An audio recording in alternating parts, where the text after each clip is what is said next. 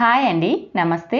Welcome to Suhasini's kitchen. నేను మీ సుహాస్ని రెడ్డి. ఈరోజు మన కిచెన్లో హెల్తీగా టేస్టీగా బిర్యానీని తయారు చేసి చూపించబోతున్నా. హెల్తీగా అంటే హెల్తీగానే, ఇందులోకి ఒక్క చుక్క నూనె లేకోకుండా మనం ఈరోజు బిర్యానీని ప్రిపేర్ చేసుకుందాం.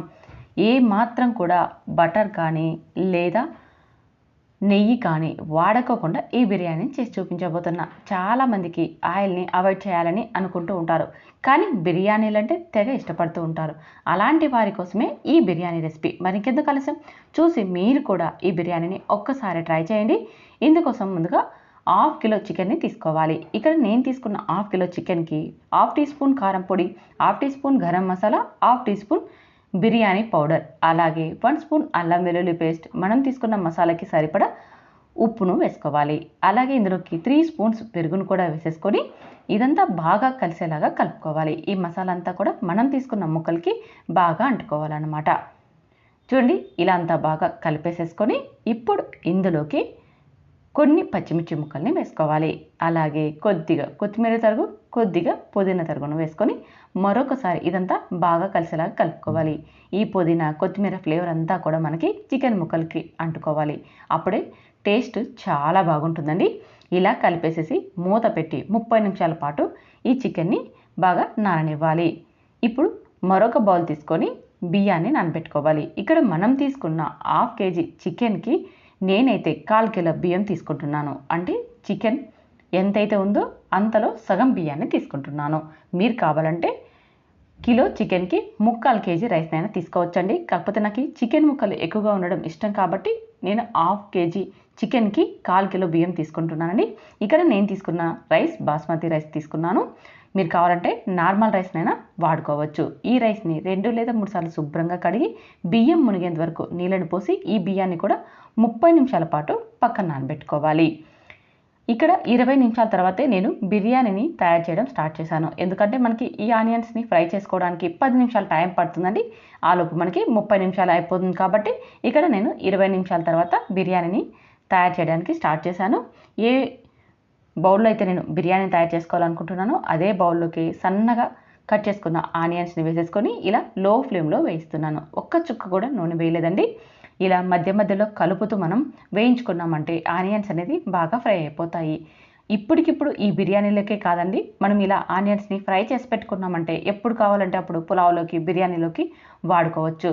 చాలా చాలా హెల్దీ అండి. ఇందులోకి మనం అస్సలు నూనె వేయలేదు కదా, అందుకోసమని ఇలా మీరు ఎప్పుడైనా సరే ఫ్రైడ్ ఆనియన్స్ని తయారు చేసి పెట్టుకున్నారనుకోండి, మనకు దాదాపు 15 డేస్ నుంచి 20 డేస్ దాకా నిల్వ ఉంటాయి. ఒకసారి ఇలా మీరు ట్రై చేయండి. చూడండి, ఈలోపు మనకి 30 నిమిషాలు అయిపోయింది. ఆనియన్స్ కూడా బాగా ఫ్రై అయిపోయాయి కదా. కొన్ని ఆనియన్స్ని సపరేట్గా చేసేసుకొని మిగిలిన ఆనియన్స్లోకి మనం నానబెట్టి పెట్టుకున్న ఈ చికెన్ని వేసేసుకోవాలి. ఇలా వేసేసి ఇదంతా బౌల్కి సమానంగా అనేసుకొని మూత పెట్టి లో ఫ్లేమ్లో ఒక 5 నిమిషాల పాటు ఉడికించుకోవాలి. లో ఫ్లేమ్లోనే ఉండనివ్వాలండి. మనకి ఇంకా చికెన్లో నుంచి వాటర్ రాలేదు కదా.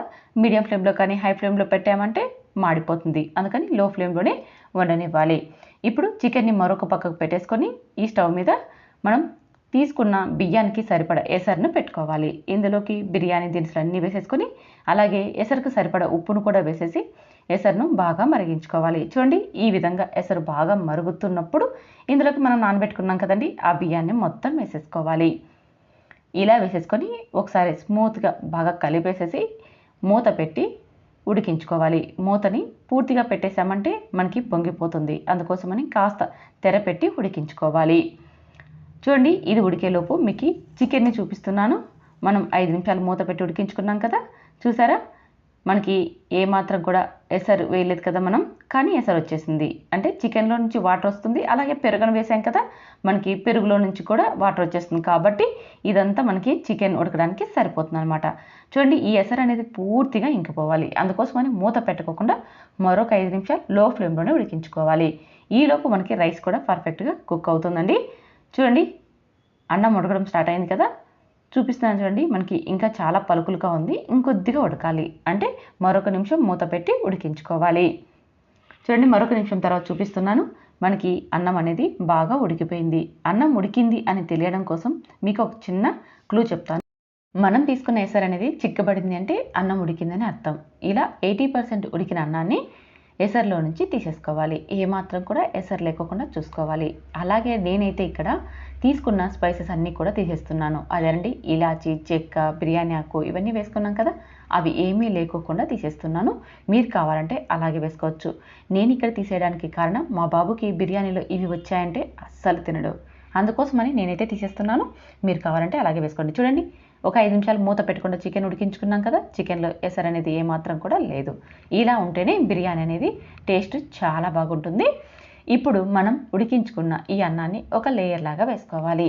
మనకి ఆల్రెడీ చికెన్ అనేది 80% ఉడికింది, రైస్ కూడా 80% ఉడికింది. కాబట్టి మనం మంటని లో ఫ్లేమ్లో పెట్టుకుంటే సరిపోతుందండి.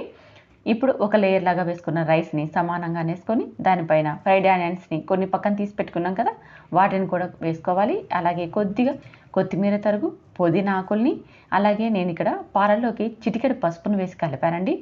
ఈ పాలని ఇలా ఒక లేయర్ లాగా వేసుకున్నామంటే రైస్ చూడడానికి చాలా బాగుంటుంది. మీకు నచ్చితే వేసుకోండి, లేదంటే స్కిప్ చేసుకోవచ్చు. అలాగే మనం పెట్టిన ఈ మూతకి చిన్న హోల్ ఉంది కదండి, ఆ హోల్ నుంచి కూడా ఆవిరి ఏమాత్రం బయటికి పోకుండా ఇలా క్లోజ్ చేసుకోవాలి. ఇక్కడ నేనైతే రైస్ని మెత్తగా చేసి పెట్టేశాను. అదే ప్లేస్లో గోధుమ పిండినైనా సరే మనం కొద్దిగా తడిపి ఆ హోల్కి పెట్టేసేసి క్లోజ్ చేసుకోవాలి. అప్పుడే మనకి బిర్యానీ అనేది పర్ఫెక్ట్గా రెడీ అవుతుంది. 5 నిమిషాల పాటు మూత పెట్టి లో ఫ్లేమ్లో ఉడికించుకుంటే చాలండి, బిర్యానీ రెడీ అయిపోయింది. 5 నిమిషాల తర్వాత ఒకసారి మూత తీసి చెక్ చేసి స్టవ్ ఆపేసేసి మరొక 5 నిమిషాలు అలాగే ఉండనిచ్చాను. మరొక 5 నిమిషాల తర్వాత చూపిస్తున్నాను చూడండి, మీకు బిర్యానీ అనేది ఎంత బాగా స్మెల్ వస్తుందంటే చాలా చాలా గుమగుమలాడుతుంది. చాలా బాగుంటుందండి. ఏమాత్రం మనకి నూనె కానీ, నెయ్యి కానీ, బటర్ కానీ ఏమీ లేకున్నా సరే బిర్యానీ టేస్ట్ మాత్రం చాలా బాగుంటుంది.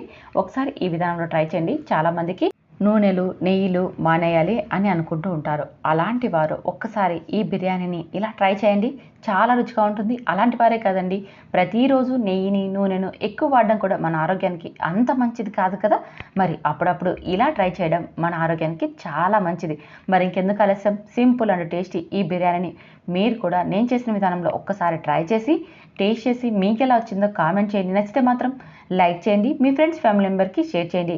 ఇలాంటి వీడియోల కోసం మా ఛానల్ని సబ్స్క్రైబ్ చేసుకొని ఫాలో అవ్వండి. Thank you for watching.